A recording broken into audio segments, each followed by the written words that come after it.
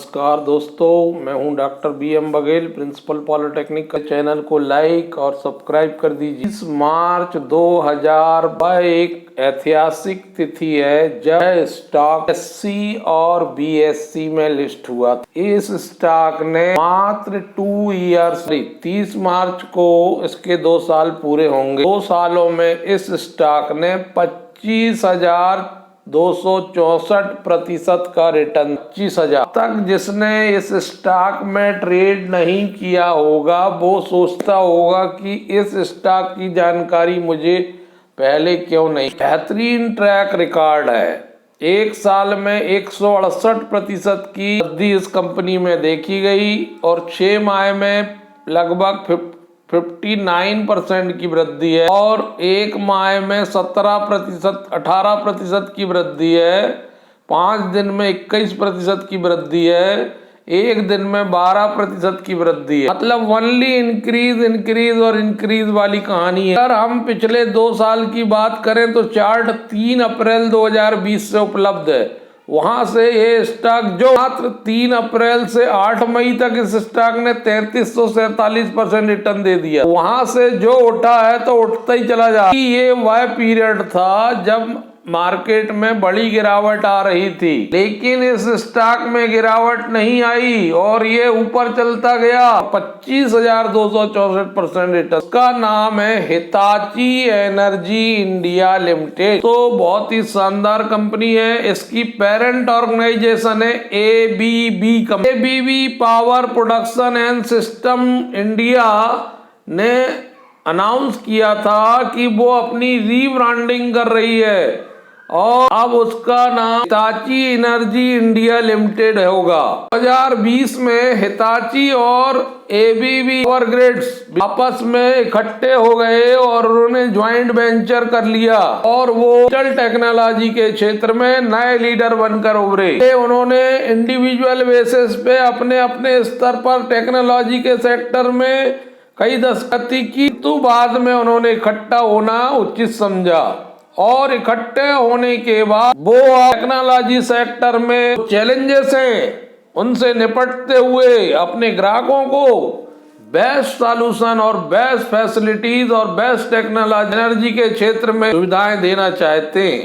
India एक ambition रखता है कि वो भारत में carbon COP26 climate summit Glasgow the country announce A 5-point climate pledge for 2030 and a target of net zero carbon ambition by 2070 तक carbon को neutral कर दे। में रिन्यूएबल एनर्जी के क्षेत्र में, स्मार्ट ग्रिड के क्षेत्र में, ग्रिड मॉडर्नाइजेशन के क्षेत्र में, इलेक्ट्रिफिकेशन ऑफ ट्रांसपोर्टेशन के क्षेत्र में and electrification of industry including data centre बहुत ज्यादा संभावना।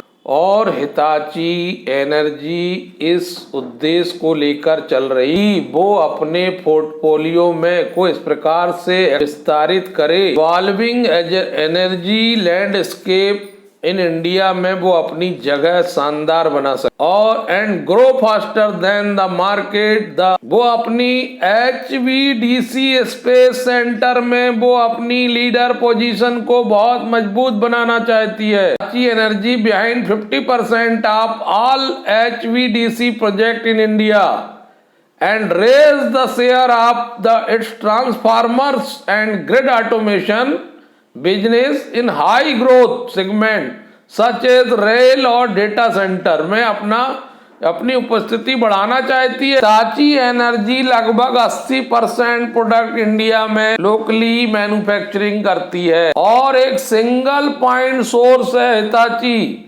ग्लोबल लेवल पे सप्लाई करने के लिए कुछ प्रोडक्ट के। मार्च 2020 को ये NSE और BSE में लिस्ट हुई। 2021 में इसने ₹2 डिविडेंड घोषित किया। मिस्टर एचिम Mitchell Brown non executive non independent director chairperson related to promote company पर आप नजर रखिए।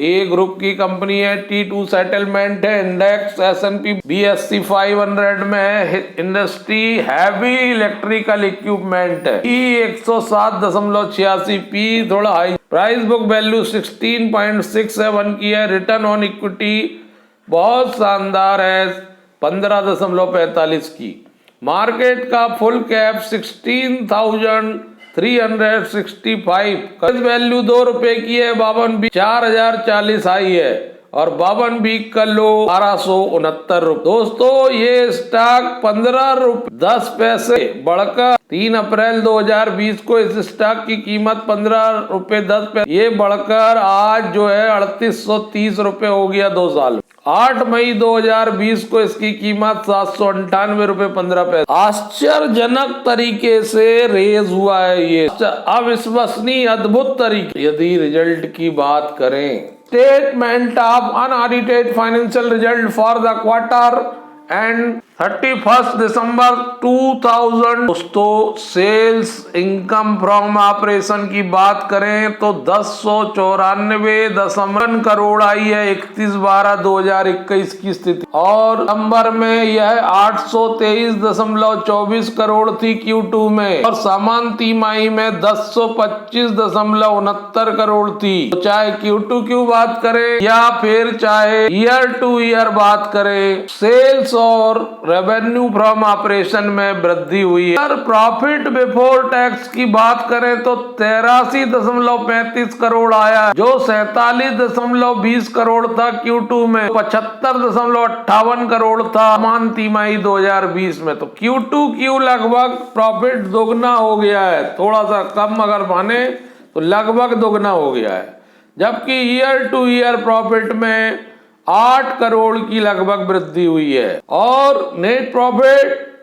फॉर द पीरियड की बात करें तो 61.66 करोड़ आया है, 32.32 करोड़ था Q2 में और 54.96 करोड़ था सामान। PS की बात करें 14 रुपए 55 पैसे Q3 का है, जबकि 8 रुपए 10 पैसे Q2 का था, जबकि समान तिमाही में 12 रुपए 97 पैसे था। तो क्वार्टर टू क्वार्टर तुलना करें चाहे ईयर टू ईयर तुलना करें, रिजल्ट ऑसम आया है।